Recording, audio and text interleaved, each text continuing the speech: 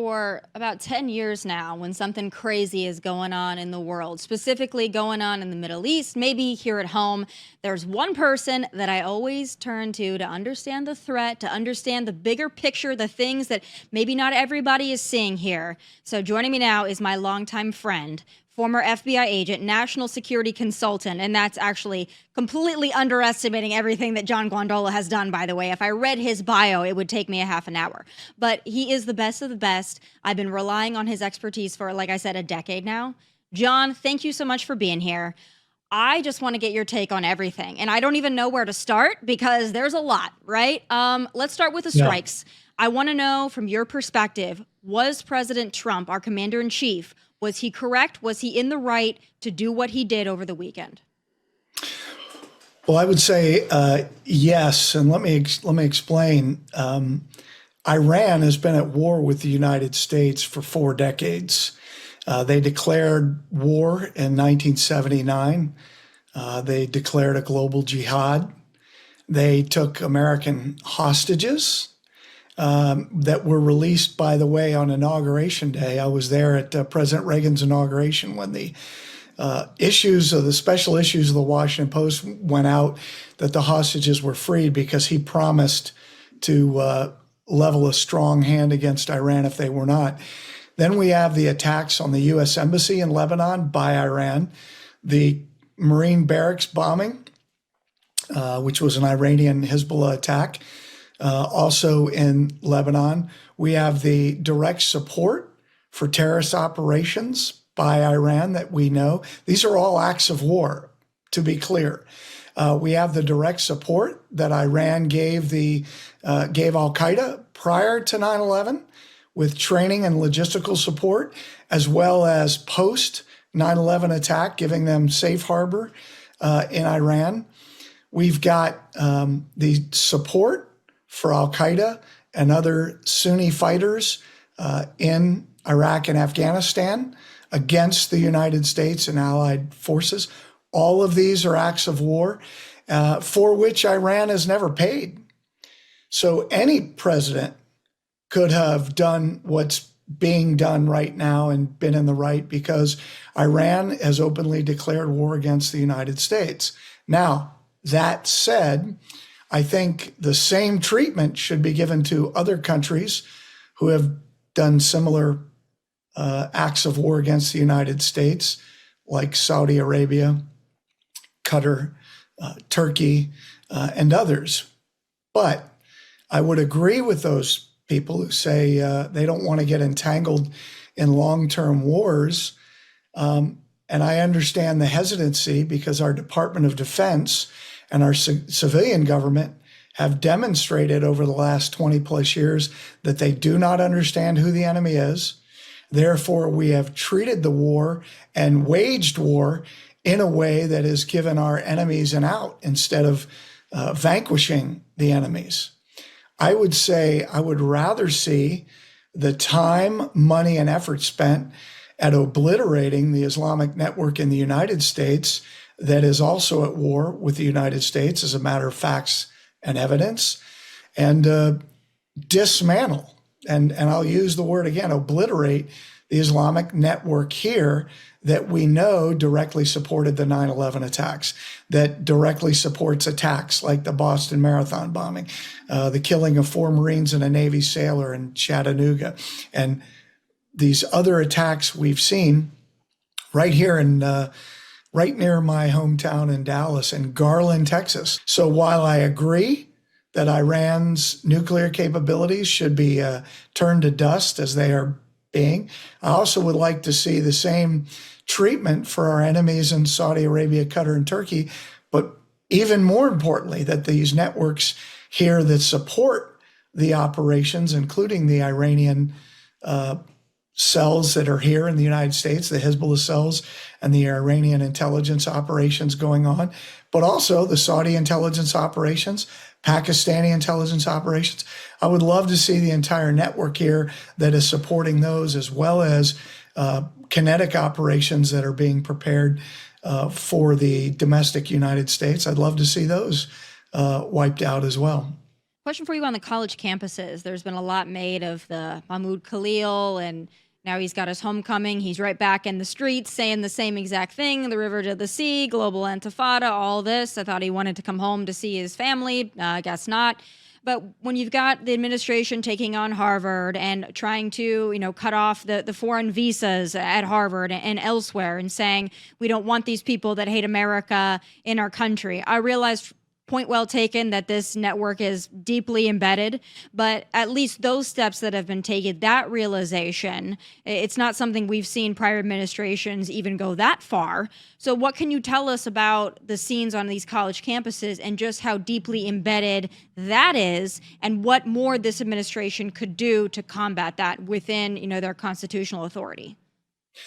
So that's a great question. So they're very deeply embedded, in the couple issues here is that the jihadi networks on college campuses are working with the already established communist groups that are on college campuses.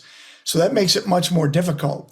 And as I had actually a meeting this morning in Dallas with some folks and was sharing, at the local level, the communists and the jihadis work seamlessly together.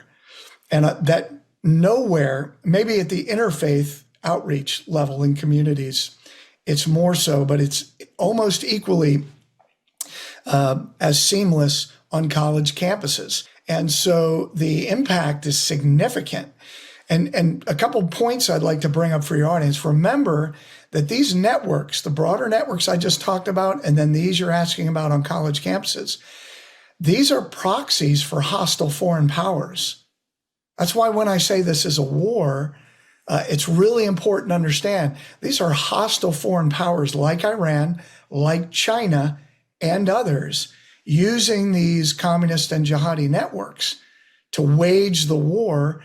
And one of the places, as you have rightly stated, that they are extremely active is on the college campus. I do agree. The last point I'll make on this, and I want to be clear because I've had people ask me, why do you support what Mr. Trump is doing? I absolutely do. The policies and the executive actions that he's been taking, they have an effect. What I want to make clear, and this includes what's going on college campuses, is this is a real war. And so far, it's only been in the last couple weeks where I've seen people like Stephen Miller and others start to call it a war. But this is a war with the communist movement in the United States, Islamic movement, and people collaborating with them, organizations. Again, with the direct coordination and support from nation states, waging war on the United States. While what Mr. Trump is doing at the border, economically, with the trade stuff, a lot of these domestic policies, they're helping. But wars are won by identifying and vanquishing the enemies. And I want to make clear, I think the issues and the policies that he's taking on are incredibly helpful, but we have to win the war. And by doing that, you got to put your finger on these bad guys and deal with them. Deporting these jihadis is a very good first step. Yeah, well, there's been a lot made of, is it the Constitution protect the First Amendment of these people to say these things, to harass and intimidate Jewish students on campus? I mean, the anti-Semitism is awfully off the charts, and there doesn't seem to be an end in sight, whether it's on the college campuses or you've got the streets of New York that are now waving the Iranian flag. Of course, they wave the Hamas flag. They used to, wave the ISIS flag. It's definitely much more mainstream now. I think especially just in the last maybe 5 or 6 years, what used to be culturally and socially unacceptable to advocate for has been mainstreamed. And now you see people that are quite happy to say global intifada from the river to the sea. They don't even try to mask it anymore. They just are outright with it. And that's shocking to me. It's disturbing to me. But when you see these groups assembling wherever they assemble, is this you mentioned that this is coordinated, that there's somebody funding this. A lot of people have thrown out, is George Soros funding some of these organizations? And obviously you're saying that foreign nations are responsible for a lot of it, but this never has felt grassroots to me. When these people join in this because they think that they're preaching humanitarian issues, are they being completely, duped by the larger organizations behind it? So that's a great question. So a couple things you just said that I think I need to just comment on because they're excellent is, first of all, yes, there are plenty of people. I use the analogy. If you look at an average protest in a place like Portland, when they have these massive protests, especially in the last 3-4 years, and let's say you have 1,000 people out there, you might only have 75 real card-carrying communists, maybe even less, but they're the ones controlling this event.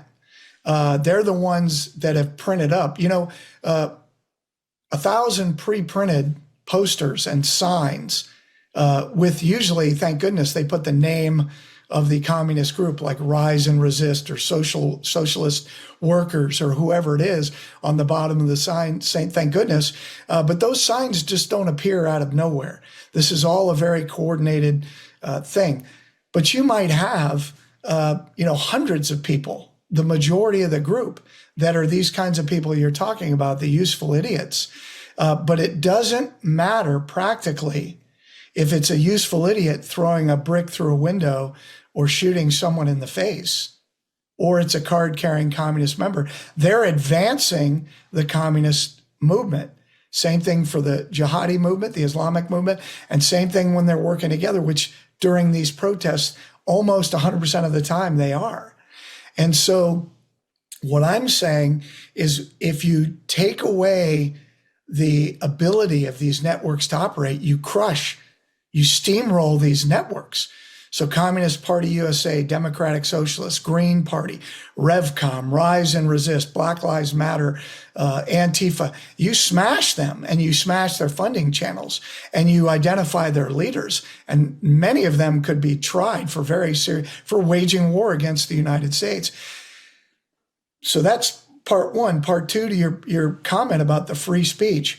When these activities happen as a part of a war being waged against the United States, and I've had these discussions over the past several years with constitutional scholars and constitutional attorneys, you can absolutely go after people for that because you're not going after free speech. If you can show this event was established by this communist group, this jihadi group, and it's being done as a part of their battle campaign, well, then I'm not just some random Joe Blow expressing my free opinion. Now that's a little tougher, and in the American system, it is tougher.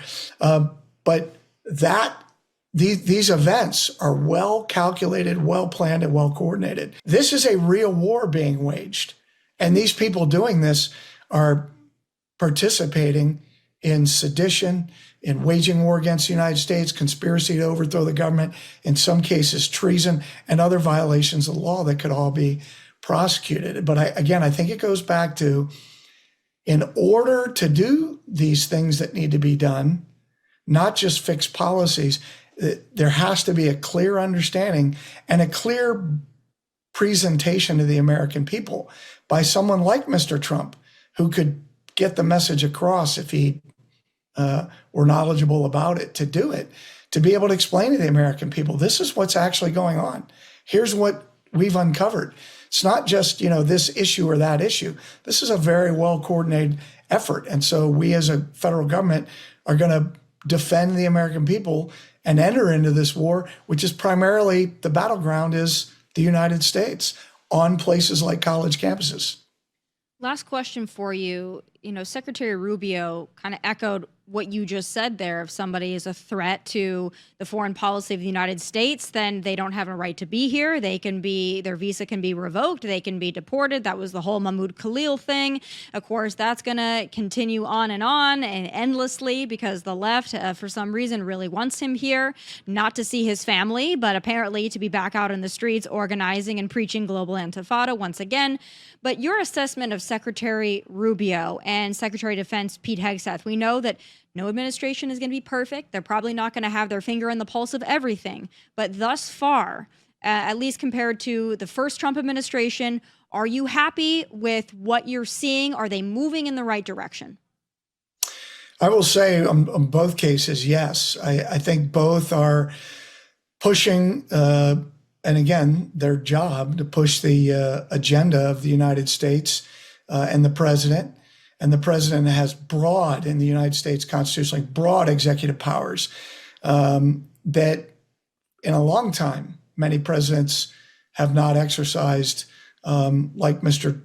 Trump has been doing. And I think Secretary Rubio and Secretary Hegseth are fulfilling the president's wishes in both cases. I mean, I think Mr. Rubio has been very clear in articulating not only American constitutional law, but the foreign policy and the domestic policy of the president, which is the law allows us to revoke people's visas for whatever reason the U.S. government feels fit, and has done that under Democrat and Republican administrations for as long as we've been doing this.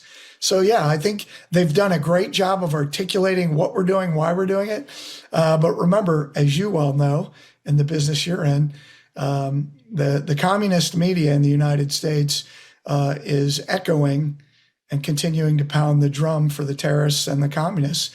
And they're going to continue to do that because they are enemies of the United States. But I think those two individuals seem to be doing a good job thus far. Well, I'm happy to hear that. John, thank you as always for breaking it down for us and giving us, the deeper analysis of everything going on.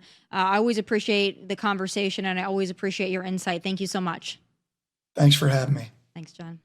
All right, folks, that does it for this episode of Tomi Lahren is Fearless. Don't forget you can catch full episodes on Outkick and Fox Nation whenever you like. Please also do like and subscribe to the YouTube channel at Tomi Lahren is Fearless. From Nashville, God bless and take care. Hey, thanks for watching. If you want more of my hottest takes, must-see conversations, and of course, my final thoughts, click here and make sure you subscribe here so you never miss a beat. I'll be here every weekday, and I hope you'll join me.